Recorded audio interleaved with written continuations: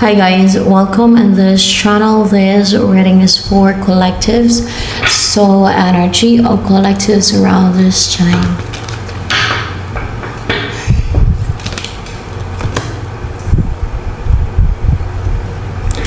You will become rich or prosperous. Yung maging buhay mo, maging kumpleto na ang buhay ninyo, no? Mga collectives. Maging confident, independent, comfortable, and bubunga na ng marami ang fruits of yung inyong labors, efforts, and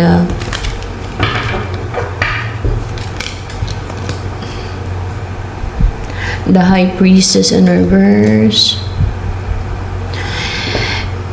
Hindi na kayo mapakialaman ng mga rituals, atake ng mga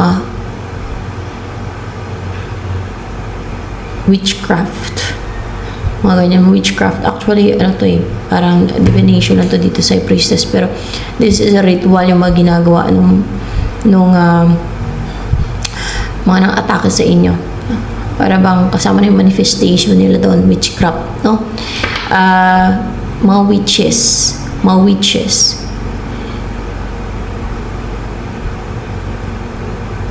witchcraft, yung gumagawa talaga ng mga witchcraft, mga like rituals, mga orasyon, mga ganyan ba.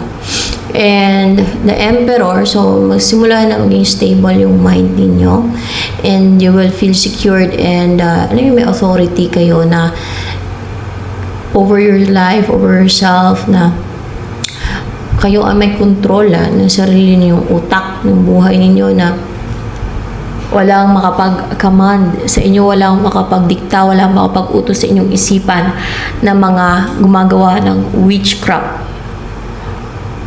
or demonic or mga deceit ba. Yan. And you will become strong na yung mind ninyo, and tataas na yung status ninyo, powerful, kasi nag-umpisa na hindi na nagtatagumpay yung or hindi na nagsasucceed, hindi na nagtatagumpay yung mga yung tuloy-tuloy yung ginagawa nila. So that's why hindi na tuloy-tuloy yung ginagawa nila, na hinahinto na yung pagtitake nila ng action, active sila, and brave, and passionate, and positive pa naman sa ginagawa nila, na active sila para mga immature. Ano kaya ang ginagawa nila na yan? Active sila. Yung para kabahan ka, para ma-outbalance, ma-unbalance, hindi mapanatag. So may ginagawa silang deceit para hindi kayo mag-meet ng yung person, para hindi mag-end yung cycle na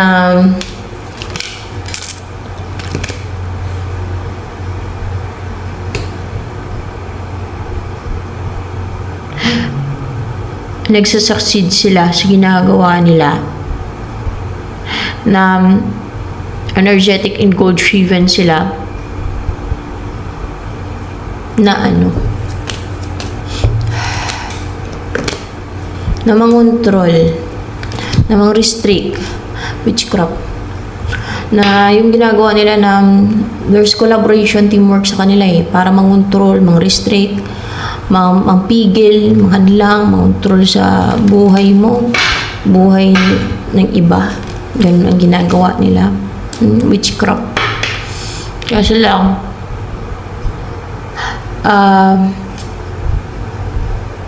para hindi makumpleto ang tools mo. Kung may kumpleto, kung may kukumpletuhin yung tools, para hindi makumpleto ang tools mo. Nipigilan nila para hindi makumpleto ang tools mo. Ano yung tools mo? Malalaman nyo na lang yan on your own. Hindi yan witchcraft kasi nga ang kalaban dyan, mga alagad ng dilim Witchcraft ang ginagawa nila, kadimonyohan, deceit Ano pa ba?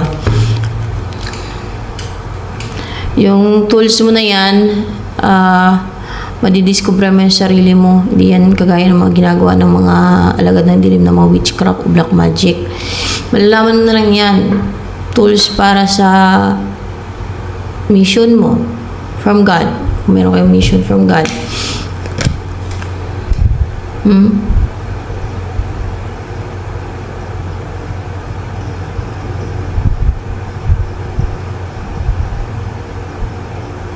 Tools mo para sa reunion ninyo ng person mo, pwede din ganun. Tools mo para paghahanda yan na kailangan makumpleto para sa kung ano yung purpose ng God sa'yo.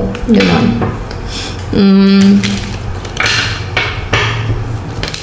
Kung ano man yung purpose ng God sa'yo, kung ano man yun. No? Pwedeng hindi related sa iyong love life, pwedeng sa mission mo. Ganun talaga yun. Kadalasan may mission from God yung kailangan makumpleto yung tools nila. The Hierophant.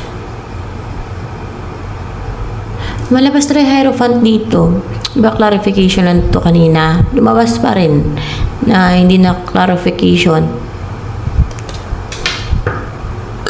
What's the Hierophant here?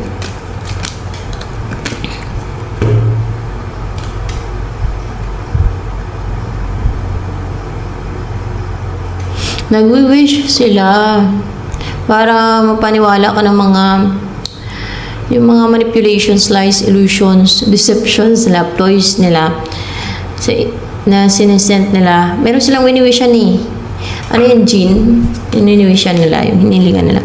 Hindi. Ano yung hinilingan nila? Diablo. Baka Diablo. Ano yung wini-wishan nila? Nagwi-wish sila doon. Hiniling sila doon.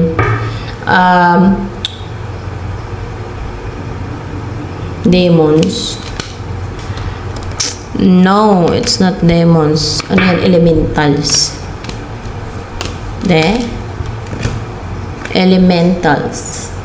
Kala ko yung jinn, elementals din yan. Baka iba, no? Diba yung genie, parang ano siya, walang paa. Parang ano lang siya, parang usok. Iba yung elementals nga, nasa jeans. Kasi yung genie ay parang yung sa genie in the battle. So, maaaring magkaiba nga sila. Baka elementals din sila pero ibang klase. Or, I don't know, kung ano yung mga genes na yan. Sa ano yan sa bandang Middle East, yung genes. Yung elementals naman, di ba may mapaa yan? Yung elementals. Kagaya ng Encanto, Duwende. Yan ang may elemental sa atin. Sa kanila, yung jinn ay parang siyang parang parang usok yung buntot. Basta ganun. So, sa elemental sila humiling, nagwi-wish yun na nag-grant daw based sa reading na to. Kasi lumabas yun sa reading. Sa elemental sila nagwi-wish at ipamanipulate nila kayo sa elementals. Ano yung hiniling nila doon sa elementals? Yun yung ginagawa ng mga elementals sa inyo. Like, paniwalain kayo ng mga kung ano yung gusto nila paniwalain sa inyo na mga kasinungalingan na kung ano yung inuutos nila doon, win-wish nila doon sa mga elementals. See? Who?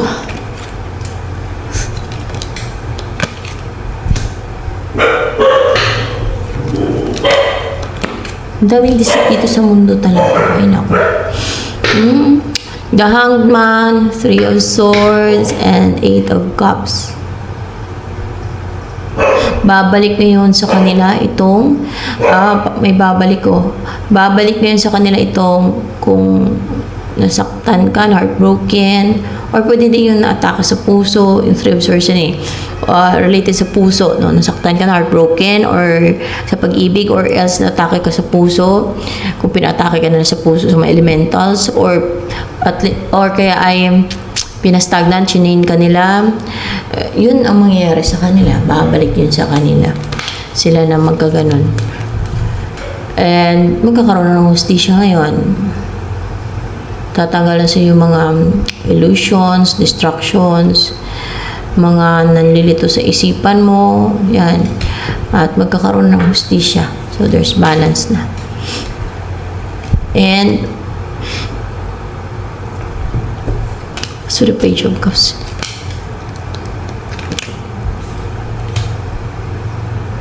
Hindi na kayo makontrol, hindi na kayo mamanipulate. Kayong dalawa ng person mo, hindi na kayo mamanipulate. Kasi, ayan, at makapag-reach out nga itong person mo eh. At magkakaroon na yan ng ano sa inyo, communication. Wala na makapag-manipulate sa iyong person at sa'yo. Kaya hindi ka na malilito. Hindi ka na madidistract. Yung isip mo.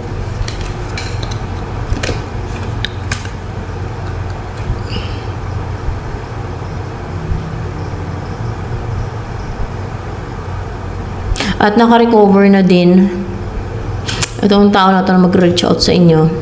Yung person ninyo na mag-reach out sa inyo kasi collectives naman to. Maramihan.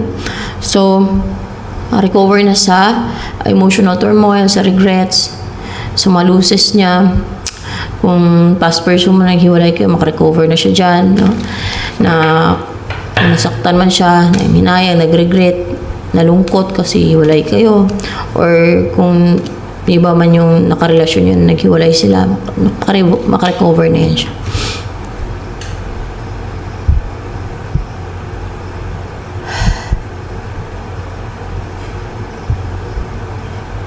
Merong pumigil kasi dito. Merong nagpahiwalay sa inyo na bitter. Parang kontrabida.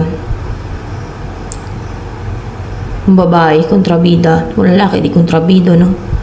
Para matingga, magantay. Kayo kung kailan pwede na kayong magsama. Eh, kung hanggat buhay ito, o makontrol kayo, edi hindi kayo magsama. Ganun ang mangyari, no?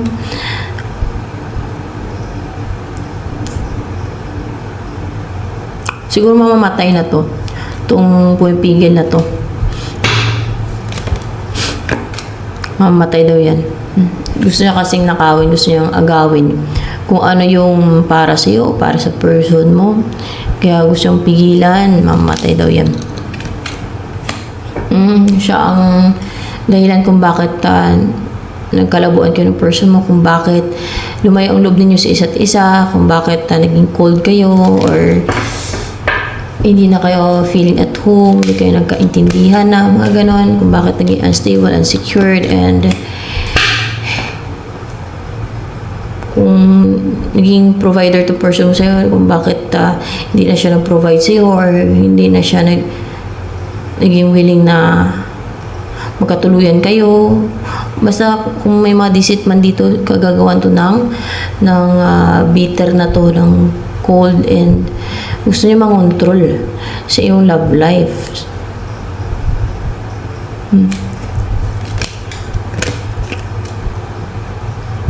Ang hinayang, may nanghinayang dito. So, inumpisa ninyo na yan ang dahilan kung bakit maging driven siya and maging active na mag-take ng action.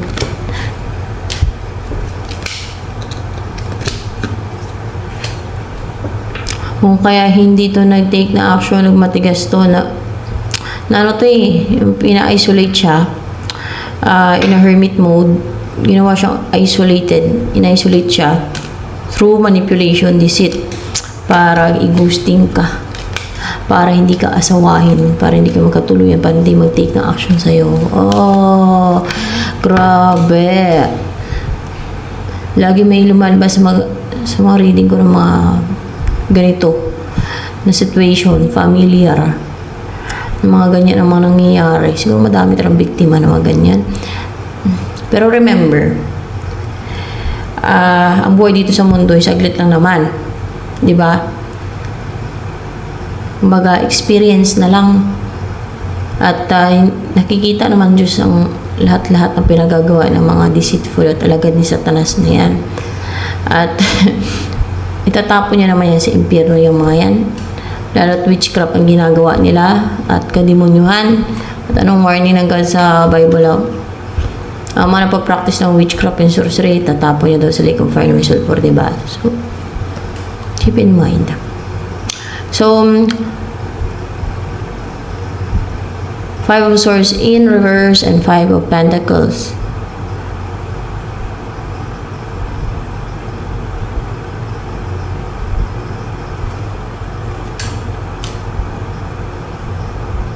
Sabihin nila, akala mo perfect. Oh. Kasi sila, puro kademonyo yung ginagawa nila. Ganun na lang talaga yung rason nila. Akala mo perfect. Kaya sila gusto nila yung mga deceit na ginagawa nila, no? Malaman nila yan sa kabilang buhay.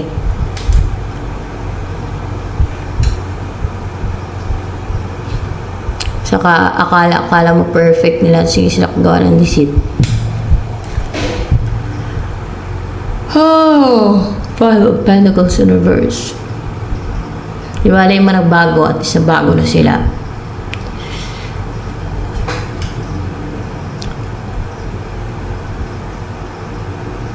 Recover ka na din sa makarecover na din kayo sa yung nag-ghosting kayo. Kasi nga sure hindi ka na i-ghosting itong person mo na to.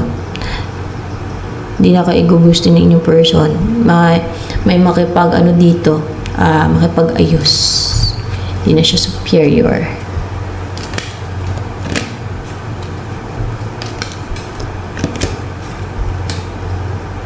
At yung mga ginagawa ng mga witches dito, ng mga kaaway, babalik yan sa kanila.